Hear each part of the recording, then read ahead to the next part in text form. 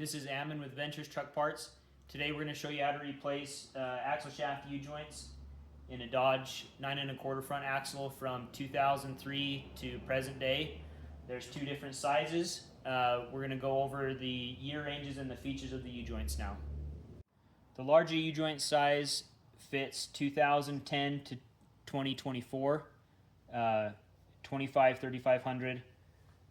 Smaller U-joint size also fits 2003 to 2009, 25 and 3500 four-wheel drive trucks.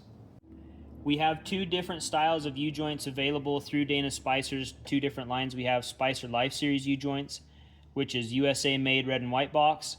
We also have their purple and white box, which is a more budget-friendly U-joint. Still a great U-joint, but less expensive. This U-joint is made overseas. This is to compete with like Moog, Neapco, Napa Gold Series, that tier of U-joint. So not quite as good as the red and white box Spicer, but still a good U-joint. They both share similar features and functions of the U-joint that make it superior to the original joint. If you look at the U-joint cap on the Spicer Life Series joint, you have a plastic nylon cover as a seal protector to protect the multi-lip seal pack that's in the end of the U-joint cap. It has precision ground U-joint needles as well as the cross, and inside the U-joint cap itself there is a nylon thrust washer that goes between the outside edge of the U-joint cross and the inside of the cap. That cuts down on heat built up between the inside of the cap and the cross, and it prolongs the life of the grease in the U-joint. All of the U-joints available for this model are non-maintenance solid cross U-joints. That will be the strongest U-joint available. Spicer Life Series U-joints have the same construction. They have a multi-lip seal pack for the seal on the end of the U-joint cap, and a nylon thrust washer inside those as well. So now we're going to move these U-joints, and we'll get the shaft set up in the vise. We'll show you how to replace the U-joint. Tools that we're going to need for the removal and installation of the axle shaft U-joint is a hammer, a chisel or a screwdriver, a pick, a wire brush of some kind. You can either use it on a drill, you can use a hand wire brush, a wire wheel on a grinder, anything you can use to get the yoke ears of the shaft cleaned up so you don't get debris in the new U-joint. And some kind of penetrant, and a table vise or any kind of vise that you can use. First step to removing the axle shaft U-joint is you need to remove the C-clips that are retaining the U-joint cap in the yoke ear itself. So if you can look right here, you can see this is the blunt end of one of the C-clips. I'm going to take this shaft and put it in the vise and show you the tips and tricks that we found that work good for taking those C-clips out. A lot of people just try and touch the edge of that clip and take it out the way that it sits. We found that if you relieve some of the pressure that's on that clip first, it helps the removal process a lot. So with your hammer, you're going to want to hit the end of the U-joint cap and relieve the pressure between the cap and the inside of the yoke ear where the C-clip sits.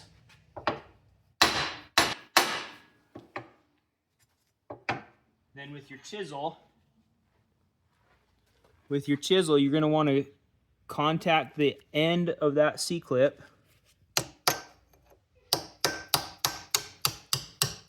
and drive that C-clip out.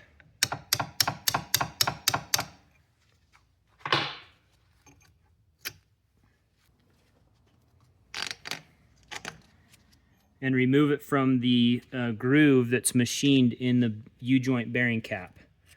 This process needs to be done on all four U-joint caps. I'm going to do that now, and then I'll show you how we disassemble. Once you've removed all four U-joint C-clips, make sure you check all the way around the cap and that you haven't left any pieces of the C-clip. Make sure that when they come out, they look like this. Sometimes we have it break, so you could have it break and leave just this little small portion. If that's the case, it's going to make it really hard to remove the U-joint cap. So ensure it looks like this when you take it out. Once you've removed all four and you've got it clamped in the vise, we're going to hit on the yoke ear And as we hit the yoke ear in, it's going to drive this U-joint cap out.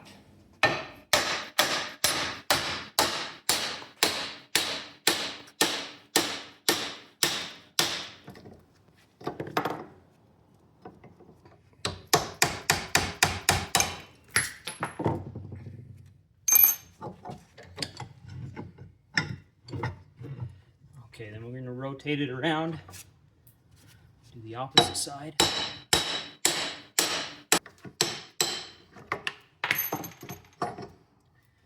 Then once you've got both caps out, push the yoke to one side, angle the opposing side, and pull this outer off. And then for the inner shaft, if you open the jaws of the vise so that the yoke ear can slide down through, so this will slide down through, and the posts of the cross where you've already taken the bearing caps off will rest on top of the vise jaws.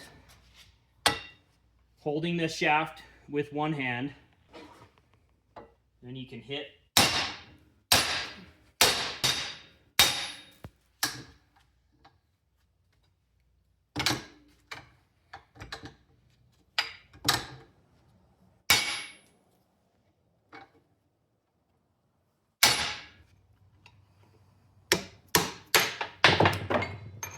Okay.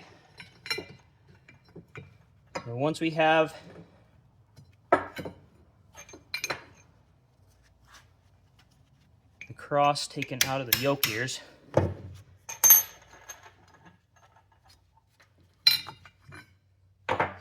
then we can take the yoke ears with our drill or wire brush. We want to clean off all of the loose debris that's on the yoke ears.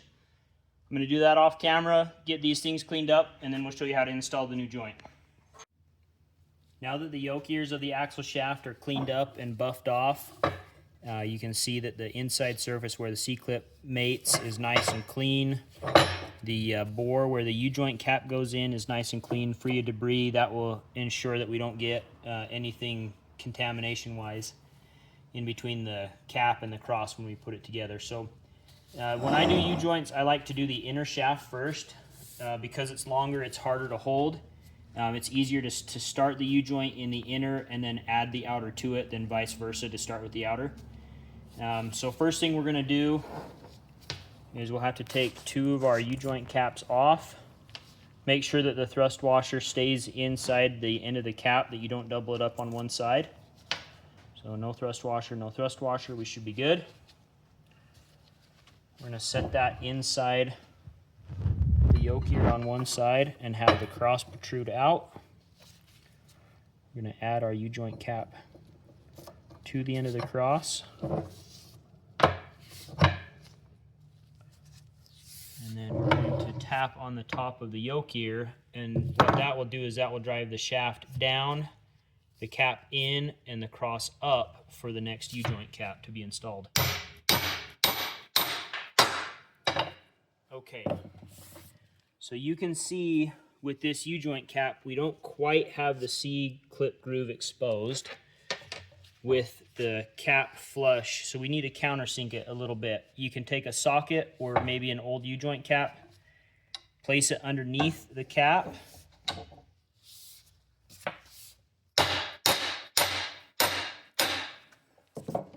and that will expose that C-clip. Now we're going to install the C-clip. After you install it, you're going to want to make sure that the end of your C-clip is not going to contact the shaft and that it's centered on both sides so that it won't get bound up. So the next thing is to install the opposite or opposing cap. I'm going to pull the cross up a little bit, install our cap, flip the axle shaft over, and then we're going to repeat that process on this side. All right. Once you've installed both of the C-clips for the inner shaft, now we need to attach the outer shaft. Pull the two U-joint caps off for the outer. We'll angle the yoke onto the cross. Install the cap.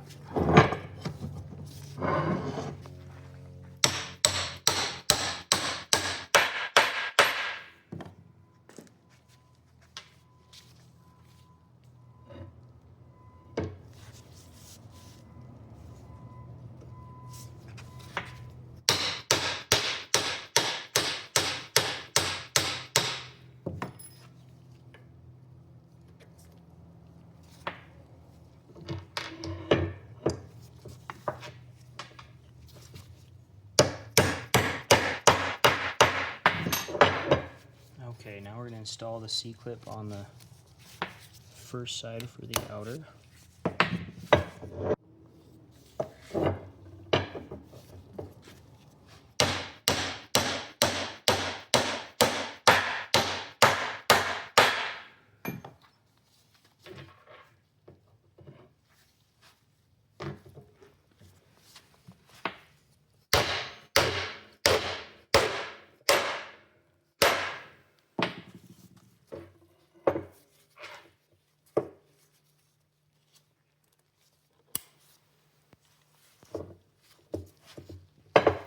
Okay, so once we've got all the U-joint caps installed,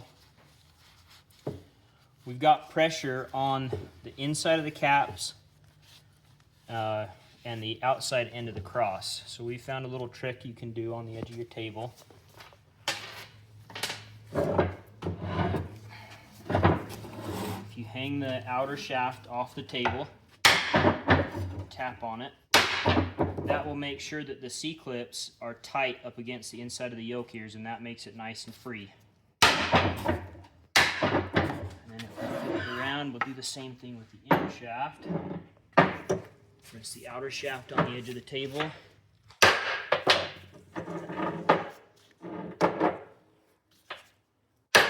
Make sure those C-clips are seated.